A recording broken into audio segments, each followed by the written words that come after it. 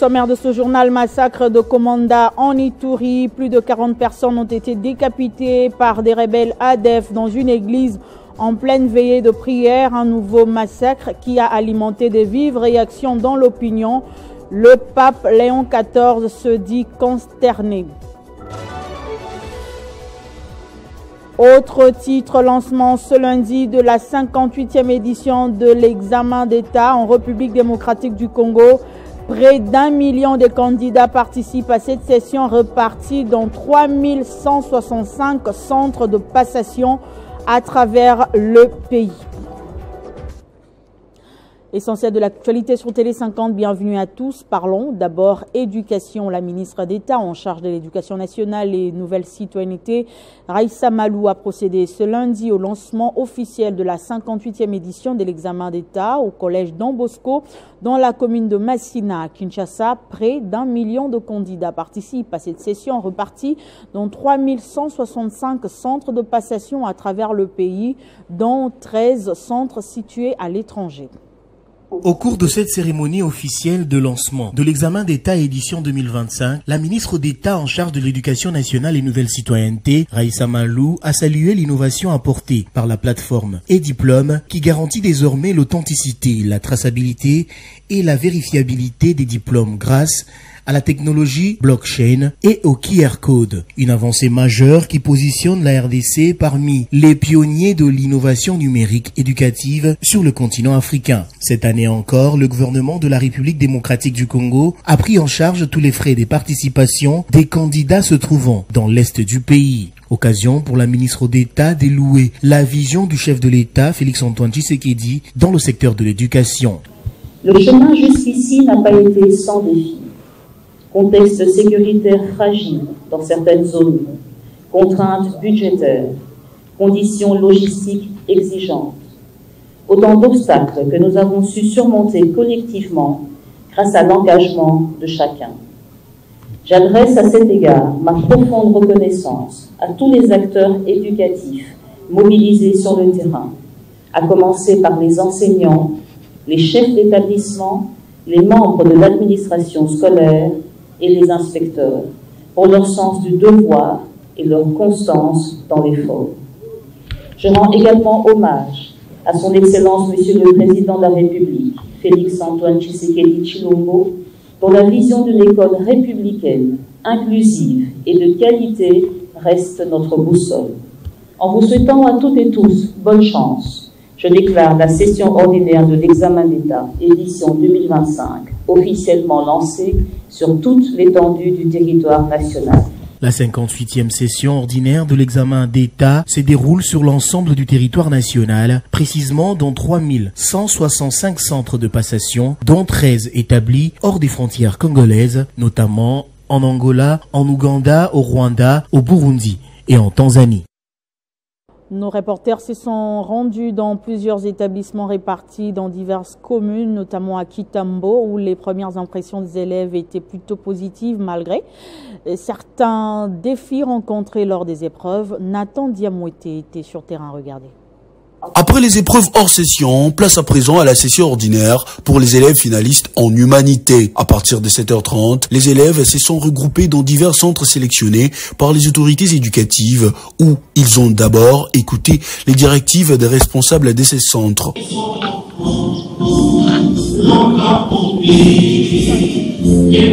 Pour cette première journée, c'est la culture générale qui a été le sujet d'études pour ces élèves. Les premières impressions étaient encourageantes en dépit des obstacles rencontrés lors des examens. Le moment le plus inoubliable pour moi, c'est quand on nous a remis les carnets d'items. J'ai trouvé ce moment assez spécial vu que ça a été la première fois que je l'ai touché. C'était vraiment bien. Alors j'ai commencé par lire les questions et j'ai compris aussi que la majorité des questions, on nous avait déjà enseigné ça à l'école.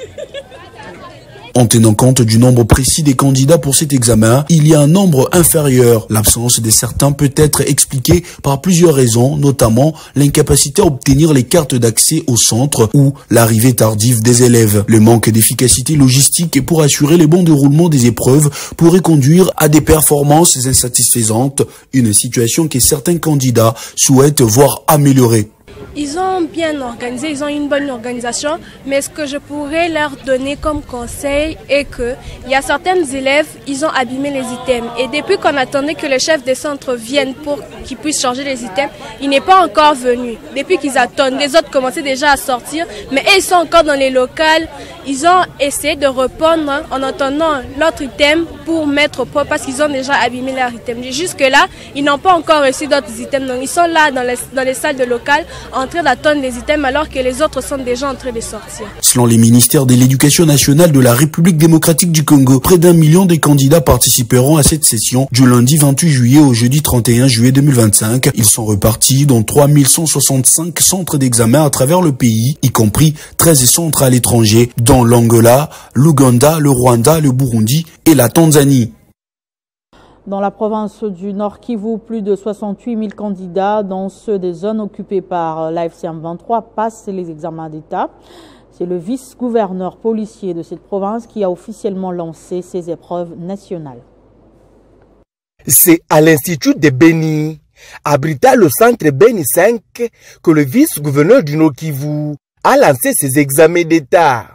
Le commissaire divisionnaire Louis Segon Karawa a remercié tous les partenaires du gouvernement congolais qui se sont impliqués pour que les items de ces épreuves arrivent dans tous les coins de sa province. Nous ne pouvons que lancer un appel d'encouragement à tous nos élèves qui sont dans les zones sous occupation rebelle. Nous avons fait notre part. Tous les items ont été transmis à travers notre partenaire UNICEF. Et je pense que toutes les écoles, en ce moment précis, dans les territoires occupés, sont en train de passer aussi les épreuves comme ceux qui sont avec nous sur place ici à Beni.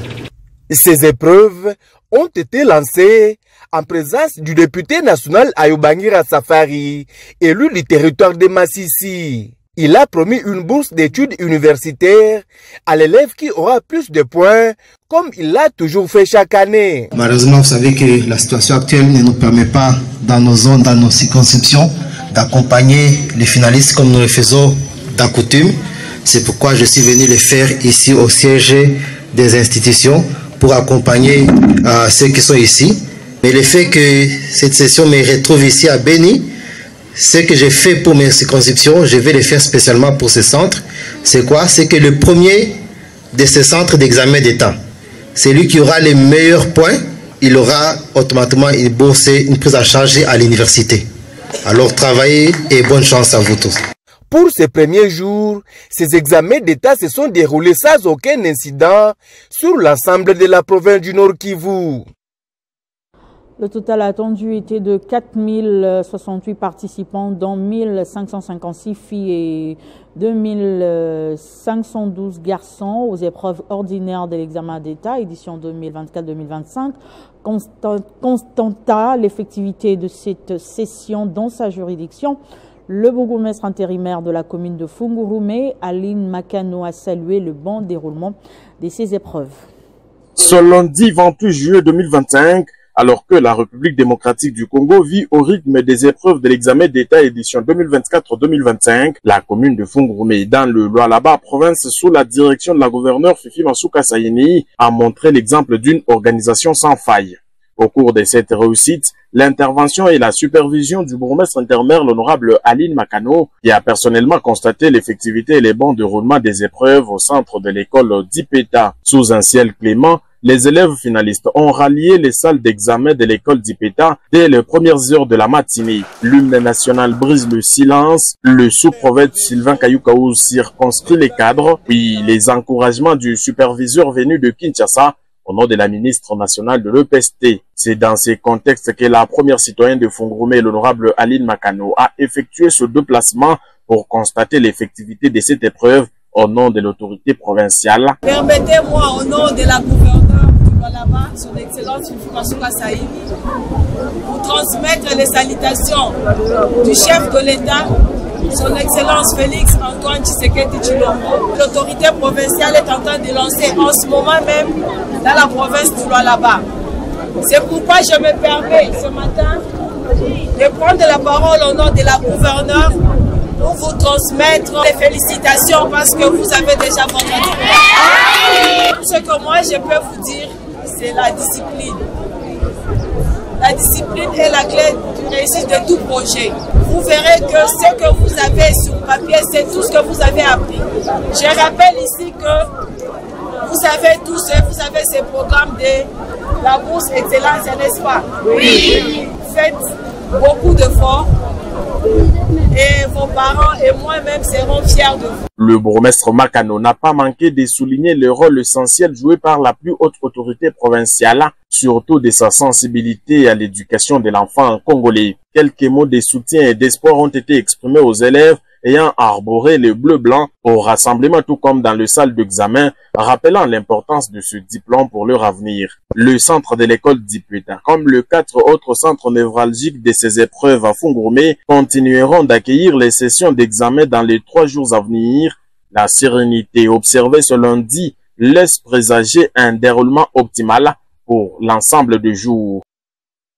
Autre chose à présent, la cimenterie de Katana et l'usine de transformation des tomates de Kacheke dans le territoire de Kaleye. Investissement réalisé dans la province du Sud Kivu au prix de beaucoup de sacrifices par le professeur Modeste Bahati, deuxième vice-président du Sénat, a été pillé le vendredi 25 juillet par des éléments présentés comme membres du mouvement rebelle AFC M23. Les conséquences socio-économiques de ces actes criminels inquiètent déjà les organisations de la société civile car plus de 100 travailleurs vont devoir aller au chômage. Ces machines d'une grande valeur ont été démontées par les rebelles de l'AFC M23 et embarquées sur des camions pour une destination inconnue, selon les gardiens assurant la sécurité de cette usine qui ont pris discrètement ces images avant de s'enfuir par peur d'être tués par les pilleurs. Parmi les machines volées, l'on compte des broyeurs, des générateurs et autres équipements de production. D'autres matériels de la cimenterie ont été détruits par les assaillants. Ce pillage, qui survient alors que la cimenterie était en phase de pré-production, vient anéantir un projet censé relancer l'industrie locale, notamment dans le secteur de la construction dans la province du Sud Kivu. Comme si ce sabotage ne suffisait pas, au même moment, dans le territoire voisin de Kaleye, l'usine de transformation de tomates de Kacheke, un autre investissement de Modeste Bahati Lukwebo, a subi le même sort. Cette usine, qui était en plein montage avant l'occupation d'une partie de la province du Sud Kivu par les rebelles de l'AFC M23, comme le montrent ces images prises lors de la visite du sénateur Modeste Bahati dans sa plantation de Kacheke, a été aussi l'objet d'un pillage. Les gardiens commis à la sécurité de cette plantation ont pris la fuite pour éviter d'être tués sans avoir eu le temps de prendre des images de cette attaque. Ces 2 projets auxquels tenait tant le sénateur Modeste Bahati figurent parmi les rares investissements congolais à capitaux privés visant à relancer l'économie locale et donner de l'emploi aux fils et filles de la province du Sud Kivu. Les pertes sont très considérables et les conséquences socio-économiques de ces actes criminels inquiètent déjà les organisations de la société civile. Plus de 100 travailleurs vont devoir aller au chômage. Depuis l'occupation d'une partie de la province du Sud Kivu par les mouvements rebelles AFC M23, les investissements réalisés par Modeste Bahati à Bukavu et à Goma, chef-lieu de la province voisine du Nord Kivu, sont la cible des actes de pillage et de vandalisme commis par ces agresseurs de la RDC. Des véhicules et autres biens de valeur appartenant au sénateur Modeste Bahati ont été emportés au Rwanda. L'horreur était grande ce week-end. Des terroristes ADF récidivistes ont perpétré un massacre qui fera date dans les mémoires des Congolais. Près de 40 personnes décapitées dans une église en pleine veillée de prière. Un nouveau massacre qui a alimenté des vives réactions dans l'opinion. 48 heures après la terrible nuit des terreurs à Komanda, les responsabilités se rejettent des part et d'autre. Les élus demandent une meilleure protection de la population par les FARDC, alors que ces dernières accusent à leur tour la population de ne pas leur faciliter la tâche en coopérant avec les terroristes au lieu de les dénoncer. Le massacre s'étant déroulé dans un établissement de l'église catholique, la paroisse Bienheureuse à Noirit.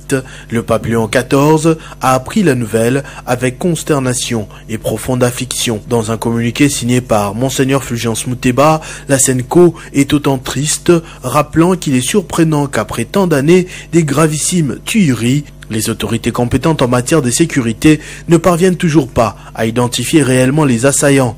Aucune explication plausible à même de rassurer la population n'a été donnée jusque-là. Le porte-parole du gouvernement, Patrick Mouyaya, a pourtant réagi sur Twitter au communiqué de l'armée condamnant une attaque effroyable sur des populations innocentes, présentant les condoléances, s'étendant aux côtés des autorités provinciales dans la gestion de ce drame inacceptable. Des mots visiblement pas assez convaincants pour les ténors de l'opposition, à l'image de Moïse Katumbi qui a dénoncé, un peu comme l'Église catholique plus tôt, un régime qui a montré ses limites, abandonnant le pays à son triste sort, alors que le sang ne cesse de couler malgré l'état des sièges en vigueur dans cette province précisément. Depuis plus de 5 ans, les FARDC collaborent avec l'armée ougandaise, l'UPDF, dans le cadre de l'opération Souja pour mettre hors d'état de nuire les terroristes ADF qui opèrent de manière barbare et sauvage dans la région depuis plusieurs années. En plein contexte de guerre, le gouvernement de la République met le bouchée double en vue de l'élaboration d'un budget 2026 réaliste et à la hauteur des défis auxquels le pays est confronté. Ce lundi, le ministre d'État en charge du budget a lancé les conférences budgétaires exercice 2026. Pilier central pour le cycle budgétaire en République démocratique du Congo, ces assises réunissent tous les acteurs institutionnels, techniques et sociaux autour d'un objectif commun, construire un budget réaliste, responsable et aligné sur les priorités nationales. Le ministre d'État en charge du budget, Aimé Boji Sangara, a donné le go de ces conférences budgétaires exercice 2026, appelant les participants à la rigueur avant de rendre un vibrant hommage au président de la République. La politique d'investissement devra favoriser le financement des infrastructures et du compact de résilience en vue de soutenir la croissance économique par la diversification de l'économie nationale et de renforcer la couverture, le niveau et l'efficacité des dépenses sociales. C'est ici le lieu de rappeler que le gouvernement, sous la coordination de son Excellence Madame la Première ministre, chef du gouvernement, Judith Suminwa Tuluka, attend de ce processus une préfiguration budgétaire 2026 réaliste et sincère, alignée sur les priorités nationales, notamment dans les secteurs de la sécurité, de l'éducation, de la santé, des infrastructures et du développement agricole.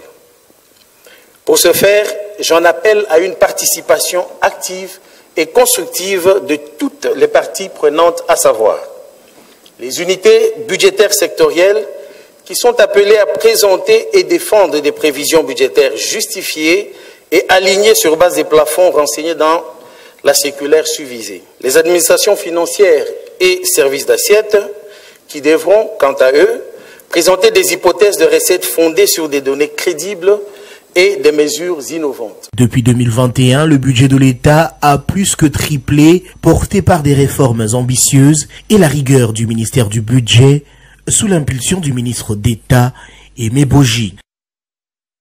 De son côté, le ministre de la Justice, Samuel Mbemba, a rencontré ce lundi des magistrats suite à des préoccupations concernant le sous-emploi des magistrats lors de sa visite au parquet général de Kinshasa, Gombe et à Matete. Il a assuré qu'il transmettra leurs suggestions à la Première ministre.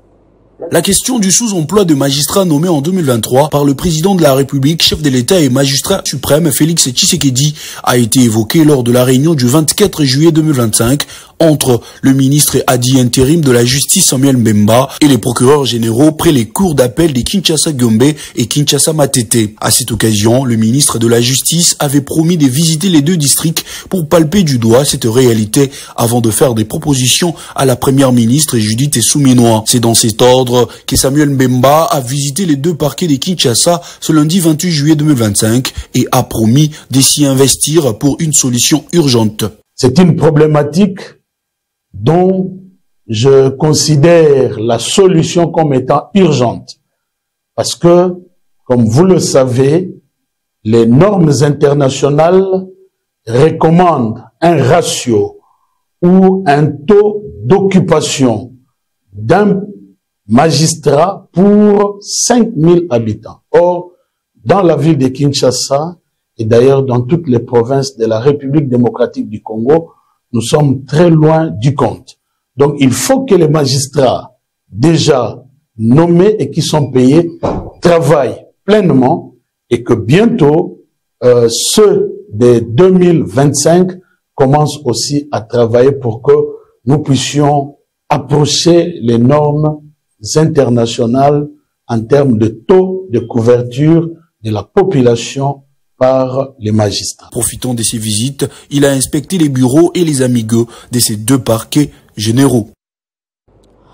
Et puis la ministre des Affaires sociales, Action humanitaire et solidarité nationale, Nathalie Aziza-Mounana, s'est rendue, elle, à Kisangani pour s'imprégner des conditions sociales et humanitaires des déplacés internes venus du Nord et Sud Kivu. Après l'évaluation des catastrophes, la ministre prévoit l'érection des sites d'hébergement des déplacés. Dimanche 27 juillet 2025, toute la ville de Kisangani, dans la province de Chopo, est mobilisée. Une sensibilisation tous azimuts depuis le matin, préparant l'arrivée de la ministre des Affaires sociales, Action humanitaire, solidarité nationale, Nathalie Aziza-Mounana, appelée affectueusement par les Chopolais, la mère de plusieurs. Direction aéroport de Bamboka, où plusieurs cadres militants de son parti politique FIDEC et le membre de la fondation Calix Mounana, représentant des déplacés internes, se sont tous massés vers l'aéroport pour souhaiter bienvenue à Nathalie Aziza-Mounana et exprimer leurs attentes. Tunakia kumpokea mama Aziz Mounana, ministre des Affaires humanitaires, juu ya kuassiste ba victimes de guerre, binye banatoka Goma, bingine biko hapa Kisangani, tuko hapa mingi sana. Assistance ya chef de l'État Gisha Mutuma hapa Kisangani, tunafurahi sana. C'est très tard dans la nuit que l'avion transportant la ministre Nathalie Aziza-Mounana va atterrir à l'aéroport de Kisangani. Je suis là pour animer la vision du président Félix Tshisekedi, a insisté la patronne du social et de l'humanitaire au bas de l'avion. Je viens assister les personnes d'abord déplacées pour qu'ils puissent voir que le président Félix Antoine Tshisekedi Tshilombo ne les a pas oubliés et leur dire aussi que nous avons un président social, un président humanitaire, un président compatissant, un président qui est à côté de sa population et un président qui a sa main sur son cœur et qu'aujourd'hui nous sommes en train de retrouver la paix grâce à sa diplomatie et que le Congo reste uni et indivisible. Je suis là pour animer la vision du chef de l'État sous le leadership de Judith Suminwa Tuluka, Première ministre, chef du gouvernement, une femme formidable. Comme dans ses habitudes, Nathalie Aziza-Mounana a communié avec la foule qui l'attendait depuis le matin. Elle a tenu à la remercier pour la patience de toute la journée avant de se rendre à son lieu de résidence. Dans sa diplomatie humanitaire, Nathalie Aziza-Mounana a obtenu l'assistance humanitaire des Émirats Arabes Unis en faveur des déplacés des guerres localisés à Kisangani. Elle va profiter de son séjour dans la province de Chopo pour procéder à l'évaluation approfondie de la situation humanitaire des déplacés internes. Étudier aussi avec les autorités locales comment ériger un site pilote d'hébergement temporaire en faveur des déplacés internes.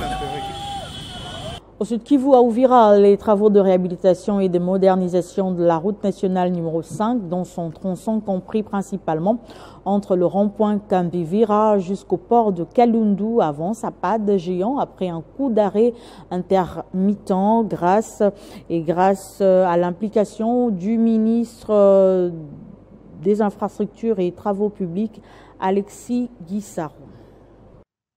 Uvira, la deuxième ville du Sud Kivu, qui abrite aujourd'hui les sièges provisoires des institutions provinciales, est devenue un vaste chantier routier.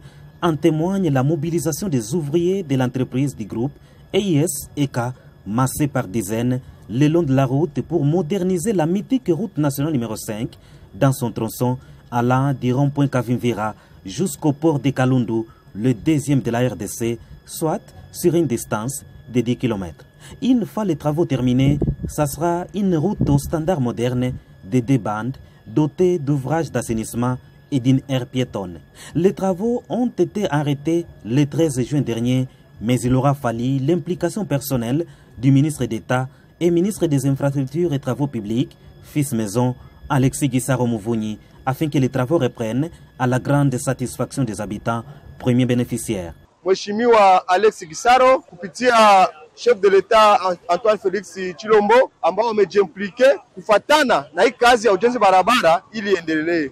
Le ministre d'État et ministre des Infrastructures et Travaux Publics, Alexis Guissaro Muvunyi, est un homme voué au développement de sa chère province, le Sud Kivu, un homme d'État qui a fait de la cohabitation pacifique entre les communautés son cheval de bataille et sa loyauté au président de la République, Félix-Antoine Tshisekedi, et au gouvernement souminois dont il est membre. Son Excellence Alexis Guissaro Muvunyi, lui qui dit toujours que là où la route passe, le développement suit. La construction de la RN5, c'est un projet de développement d'Uvira. Lors du lancement de ces travaux, le ministre bienfaiteur, Alexis Guissaro Muvunyi, avait justifié l'importance combien capitale de ce tronçon routier qui est une des principales portes d'entrée de la ville d'Uvira, de quoi aujourd'hui recevoir les éloges de la population. Nous avions vu le ministre des Infrastructures que nous saluons en passant, Alexis Guissaro. C'est pour nous un sentiment de satisfaction de voir que les activités reprennent.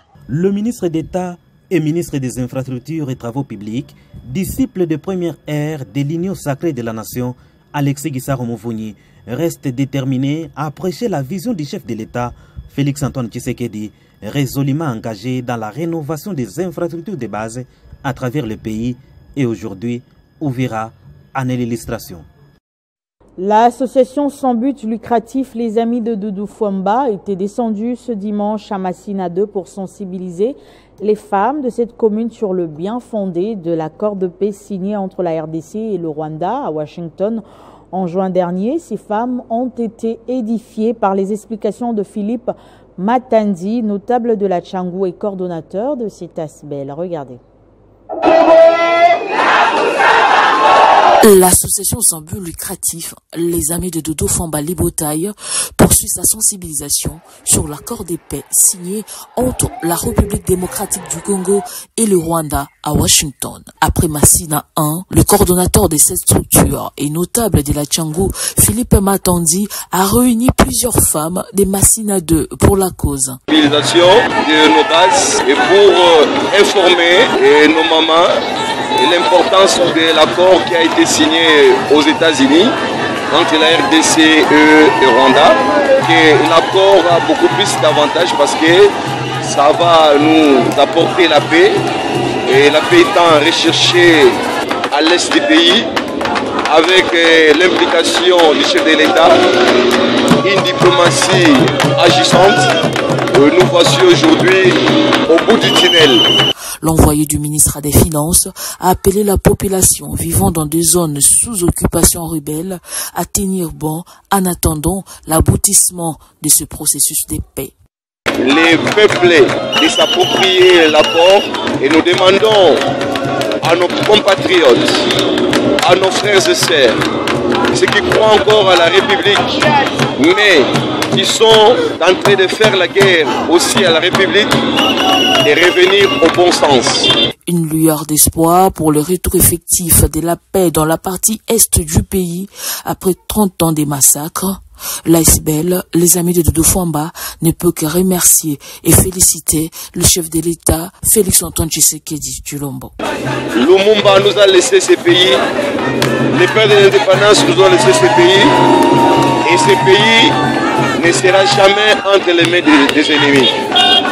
Le président de la République avait dit, tant qu'il sera encore chef de l'État, jamais et jamais notre terre va appartenir aux ennemis. Par ailleurs, les amis de Doudou Fambali Botaya appellent la population au retour au bon sens pour le développement du pays.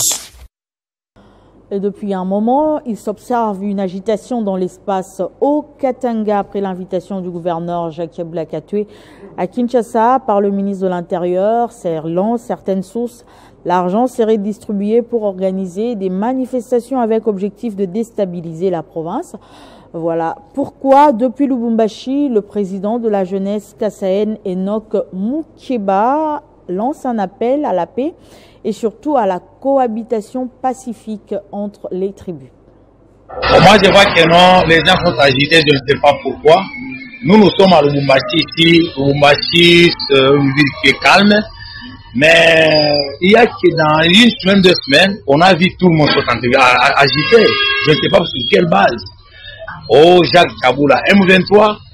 Jacques Kaboula est allé travailler avec Corneille Nanga. Il y a même les gens qui font même le montage de messages avec Corneille Nanga, que Jacques Kaboula parle avec Corneille Nanga.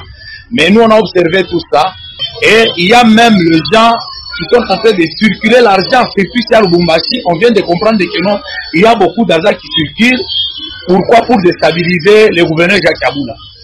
Au moment où je vous dis, il y avait une réunion qui s'était faite au niveau d'Alilac, où on a appelé des jeunes dames et d'autres personnes.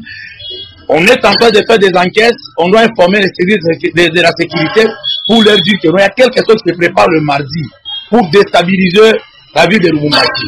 Et nous, en tant que les Loussois, on ne peut pas permettre ça. Mais nous sommes en train de faire des enquêtes. Qui donne cet argent? On vient de nous dire que non, il y a un $100 000 qu'on a donné à quelques membres de l'Union sacrée pour déstabiliser la ville de Lubumbashi. Brûler des stations et faire du désordre pour montrer au niveau de Kinshasa que non, les gens n'aiment pas le gouverneur Jacques Kaboula. Nous avons besoin que notre ville soit calme. Jacques Kaboula, il est encore gouverneur. Et Martin Kazembe est en train de faire l'intérim. Mais comment cet acharnement contre le gouverneur Jacques Kaboula? La jeunesse kassaïenne, association socio-culturelle, nous on ne peut pas entrer dans la politique.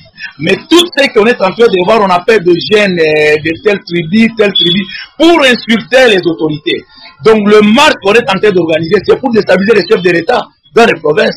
Le temps que Jacques Kaboula était là, avant qu'il tombe malade, il avait laissé la province calme. J'appelle toute la population le soir de rester calme. À Kinshasa, les ressortissants de la grande communauté Sundi se sont réunis dimanche lors d'une manifestation organisée par la structure Sundi Unie. L'événement marqué par des discours forts et de moments de communion visait à raviver l'unité, la responsabilité collective et l'engagement pour le développement de cette communauté. C'était à Kinshasa que les ressortissants de la grande communauté Sondi s'est réunis à travers une manifestation organisée par la structure Sondi Unie. Tout a commencé par les mots des circonstances lus par Crispin Kidinda, l'un des initiateurs. S'en est suivi du discours du député provincial Waditou Kila Massanda, Depeli Chef Sonda, expliquant en quelques lignes les buts de cette rencontre. Être unis, c'est pas grave. Nous demandons l'union entre nous, les Congolais, surtout des Luna qui se retrouvent dans notre territoire de Fichi. Que nous soyons unis pour éviter surtout cette situation, ce vent ici, qu'il y a la rébellion un peu partout. Nous voulons unir nos forces, nos traditions dans le son unis pour soutenir surtout le chef de l'État. Le professeur Serge Doupila a profité de l'occasion pour lancer un appel à tous les Congolais, question de poser les bases d'une vision commune, réveiller la responsabilité collective et renforcer l'unité afin que Sondi ne soit pas seulement un nom, mais une force vivante, debout et en marche vers le développement. Le seul message que je peux lancer, c'est qu'ils viennent nous rejoindre. Nous avons des idées, de nouvelles idées, par rapport au déficit sur le plan environnemental, sur le plan social, sur le plan économique, même sur le plan politique. On a remarqué qu'il y a un déficit. Alors nous avons pris conscience de ces problèmes qui se posent au niveau locales, on s'est dit il faut se prendre en charge. Cette plateforme qui a pour devise Union, une voix et un avenir s'aligne sur la directive du chef de l'État qui œuvre pour la cohésion nationale et les vivre ensemble. Musique folklorique et échange fraternel, c'est sur cette note que s'est clôturée cette activité. Ce journal est terminé, place au rappel du titre.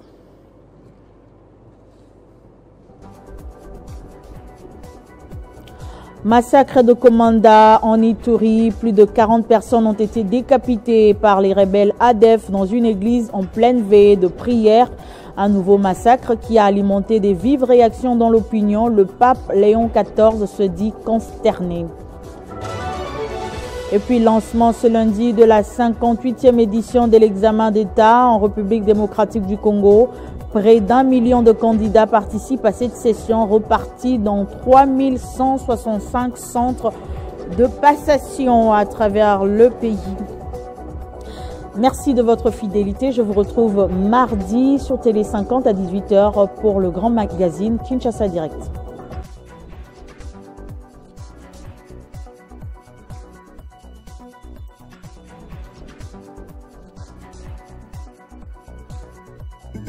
Retrouvez toute l'actualité en continu sur www.tele50.cd.